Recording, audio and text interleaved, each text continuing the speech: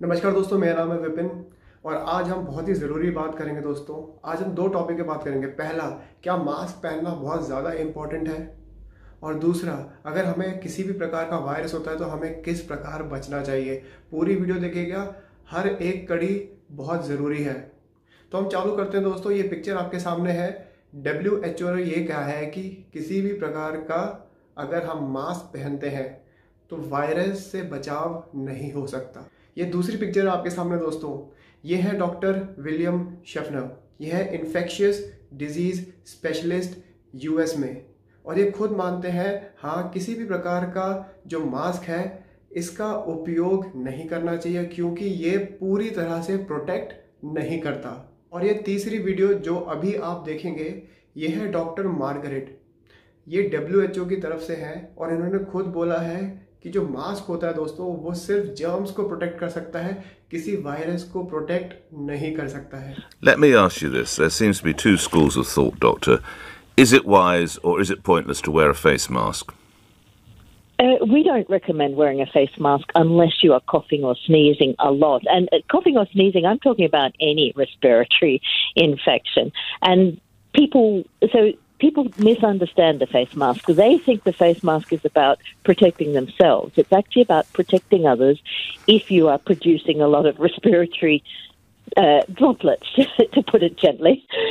And so essentially, and one of the risks with the face mask is people struggle to wear them for long. They're very uncomfortable, and they tend to touch them a lot. And if you touch the front of your face mask and it's wet, whatever respiratory bugs you've coughed out onto your face mask will go onto your hand, and then you will put it onto other surfaces. So, no, we say yes, there's an appropriate time to wear a face mask, but generally, no, it's not necessary. इसको हम दोस्तों थोड़ा सा और deeply समझते हैं।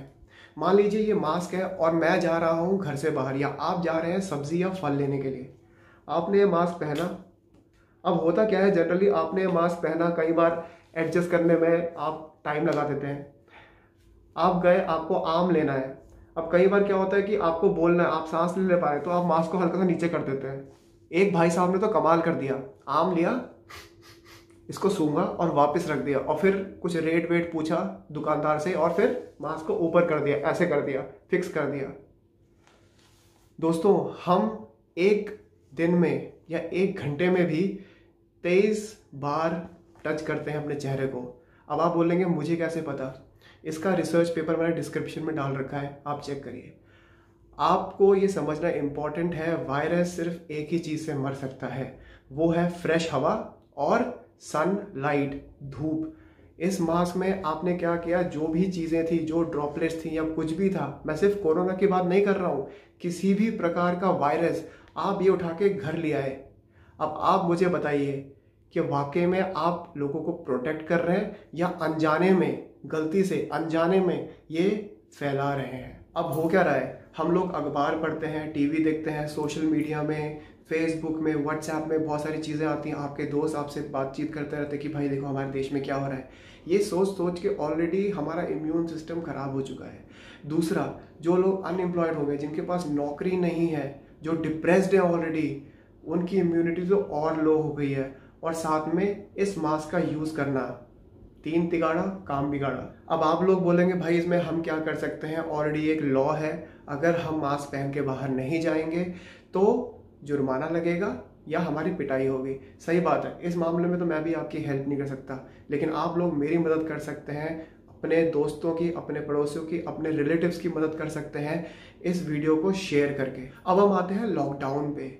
अब होता क्या दोस्तों, हमें डर लगता है, भय लगता है। कैसे? हम न्यूज़पेपर देख रहे हैं, टीवी देख रहे हैं, हम देख रहे हैं केसेस ऊपर जा रहे हैं, डेथ रेट ऊपर जा रही है, हमारे आसपास ये हो क्या रहा है।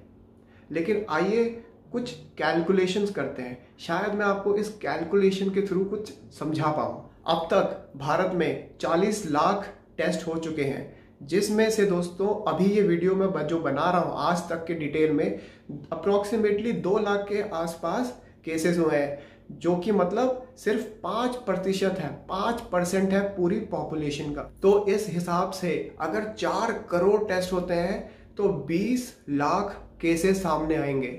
और भारत की पॉपुलेशन कितनी है दोस्तों? 130 करोड़। अगर हम पूरा 130 करोड़ लोगों का टेस्ट करते हैं तो 5 करोड़ केस सामने आएंगे। अब ये जो 5 करोड़ लोग हैं दोस्तों, ऑलरेडी 80% लोगों में, इन 5 करोड़ लोगों में से 80% जो है ऑलरेडी उनकी बॉडी में कोरोना आके जा चुका है। यानी उनकी बॉडी में कोई सिम्टम्स नहीं है, ना खांसी ना बुखार, वो अपनी ज़िंदगी एक हेल्दी, एक अच्छी लाइफ जी रहे हैं। लेकिन साइंटिस्टों के हिसाब से 80% पॉपुलेशन पे ये इफेक्ट नहीं कर रहा है। अब अगर मैं ये 5 करोड़ का आंकड़ा लेता हूँ और मैं साइंटिस्ट की बात सुनता हूँ कि 80% लोगों में आके जा चुका है और अभी तक की जो डेथ हुई है हिंदुस्तान में अप्रॉक्सीमेट 6000, तो उसके हिसाब से पूरा पॉपुलेशन में सिर्फ 0.01% ही इफेक्ट हुआ है, जो कि बेहद बेहद बेहद बेहद कम है। इसको बोलते हैं दोस्तों मैथमेटिकल मॉडलिंग। तो फिर भय किस चीज़ का है? ये जो डर हम सब के अंदर है, हमें ये सब कुछ पता है, ये सब WHO प्रूफ कर चुका है। जो मैंने आपको बताया ये मैंने अपने कोई मन से ये स्टोरी नहीं बनाई है, ये already facts and figures already place में है। तो अब सवाल आता है डर का। डर इस चीज़ का है दोस्तों, अनएम्प्लॉयमेंट का। मैं 2 वक्त की रोटी कैसे खाऊंगा? जिसकी नौकरी चली गई है, उसके बच्चे का बर्थडे आ रहा है, वो गिफ्ट में क्या खरीदेगा? नए कपड़े खरीद पाएगा? क्या वो सब्जियां फल खरीद पाएगा? यानी डिमांड नीचे जा रही है। डिमांड नीचे जाएगी तो क्या होगा? सप्लाई नीचे जाएगी। डिमांड और सप्लाई नीचे जाएगी तो क्या होगा? एक सर्कल बन जाएगा जिसको कहते हैं great depression of the economy. आपकी इकोनॉमी और डूबने लग जाएगी। अब हम बात करेंगे दोस्तों क्वारंटीन की। हिंदुस्तान में कितने लोग हैं? मैंने बताया था 130 करोड़ लोग। टेस्ट कितने हुए हैं? 40 लाख। यानी दिन का कितना हुआ? एक दिन में 1 लाख टेस्ट। महीने का कितना हुआ? 30 लाख टेस्ट। तो एक साल में कितना हुआ दोस्तों? 3 करोड़ 60 लाख टेस्ट। इसके हिसाब से जो हमारी पॉपुलेशन है 130 करोड़ की, हम लोगों को 36 साल लग जाएंगे टेस्ट कराने में और इस क्वारंटीन होने में। अब आप लोग बताइए, क्या टेस्ट बढ़ने चाहिए या टेस्टों को कम करना चाहिए? जो क्रिटिकल फेज में है, जिन लोगों को वाकई में बहुत बहुत ज़रूरत है, या उन पे टेस्ट करना चाहिए? क्योंकि टेस्ट बढ़ेंगे तो केसेस बढ़ेंगे। अब केसेस भी कौन से बढ़ रहे हैं? जिसमें से ऑलरेडी लोग ठीक हो चुके हैं, जिनके अंदर वायरस आ गया है और चला गया है। अब क्या करें? कहाँ फंसे? हम लोगों को ये समझना बहुत ज़्यादा इम्पोर्टेंट है दोस्तों कि क्या हम रैट रेस के पीछे दौड़ रहे हैं? क्या सब लोग एक ही दिशा में जा रहे हैं? क्या हम भी उसी दिशा में दौड़े? हमें लॉजिकली सोचना है कि हमारे आसपास क्या हो रहा है, किस तरह से हम अपनी फैमिली को, अपने रिलेटिव्स को और अपने दोस्तों को संभाल के और हेल्दी रखें। ये समझना बहुत ज़्यादा इम्पोर्टेंट है। और इसको समझाने के लिए हम आते हैं अपने लास्ट और तीसरे टॉपिक पे। किसी भी प्रकार का वायरस, किसी भी प्रकार का फ्लू किस तरह से आप ठीक कर सकते हो, इसको मैं समझाने की कोशिश करूँगा। मैं बात कर रहा हूँ उस वायरस की जो नाक और मुंह से आता है।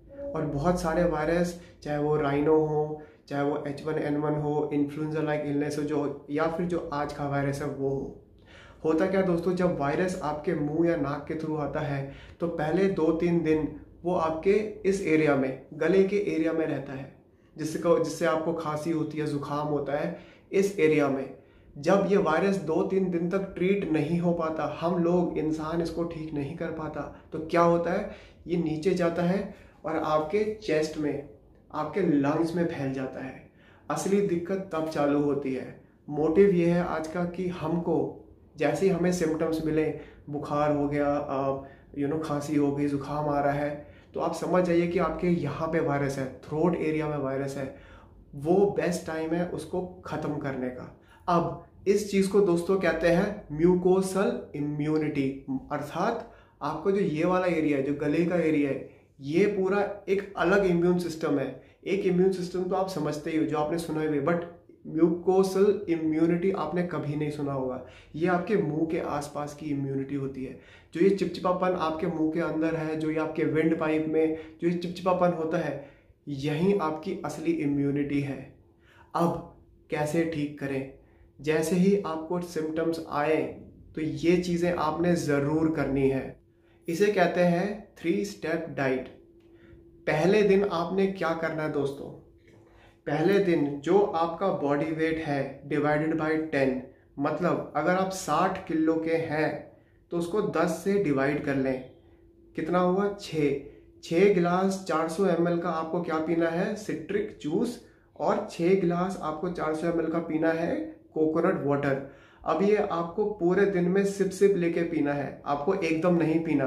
जैसे आप चाय पीते हैं वैसे पीना है। डे 2 में आपने क्या करना है? 60 किलो जो आपका बॉडी का वजन है डिवाइडेड बाय 2, यानी 3 गिलास आपने कोकोनट वाटर और 3 गिलास सिट्रिक जूस के।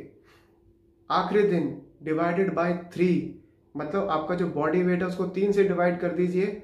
2 गिलास आपके सिट्रिक जूस हो गए, 2 गिलास आपका कोकोनट वाटर हो गया। आज की वीडियो का मकसद दोस्तों आपको डराना बिल्कुल भी नहीं है, बल्कि उसका ऑपोजिट है कि डर से आगे आओ और देखो ये इतना खतरनाक वायरस नहीं है। क्या कभी आपने सुना किसी को खांसी जुकाम से उसकी मौत हुई है? नहीं सुना। अगर आप सुनते तो शायद यही भय, यही डर आपके मन में बैठ जाता। मैं यही समझाने की कोशिश कर रहा हूँ। आपके सामने कंप्लीट इन्फॉर्मेशन नहीं है, इसीलिए वो एक डर मन में बैठा हुआ है। ये इन्फॉर्मेशन जो मैंने आपको दी है ये कोई मैंने अपने मन से नहीं बनाई कि रातों रात में बैठा हूँ मैंने लिख दिया। ये बड़े बड़े जो रिसर्चर्स हैं, ये जो डाइट प्लान मैंने 3 स्टेप डाइट बताई है, बड़े बड़े PhD होल्डर्स, साइंटिस्ट, ये इन्होंने इस चीज़ की डिस्कवरी की है, जिसको मैं आसान भाषा में आपके सामने रखने की कोशिश कर रहा हूँ। मुझे सिर्फ आप लोगों से यही कोशिश चाहिए कि इस वीडियो को शेयर करवाएं ताकि लोगों के मन से डर खत्म हो। हमें सिर्फ और सिर्फ अपने लिए नहीं सोचना दोस्तों, हमने भारतवर्ष के लिए सोचना है। ये बहुत ही क्रिटिकल सिचुएशन है हर उस इंसान के लिए जिसको 2 वक्त की रोटी नसीब नहीं हो रही है। प्लीज़ इस बात को समझिए। आगे भी मैं बहुत सारी इंफॉर्मेटिव वीडियोस बनाऊंगा, लेकिन ये वीडियो प्लीज़ शेयर ज़रूर करिए। मैं बस इतना ही चाहता हूँ। सब्सक्राइब भले ही मत करो, मैं नहीं बोल रहा आपसे, शेयर ज़रूर करो। अगर आपको ये 1% भी लॉजिकल लगी है वीडियो तो शेयर ज़रूर करना। आज के लिए इतना ही दोस्तों। आगे मैं बहुत सारी इंफॉर्मेटिव हेल्थ रिलेटेड वीडियोस लेके आऊँगा। तब तक के लिए इजाज़त दीजिए। जय मां भारती।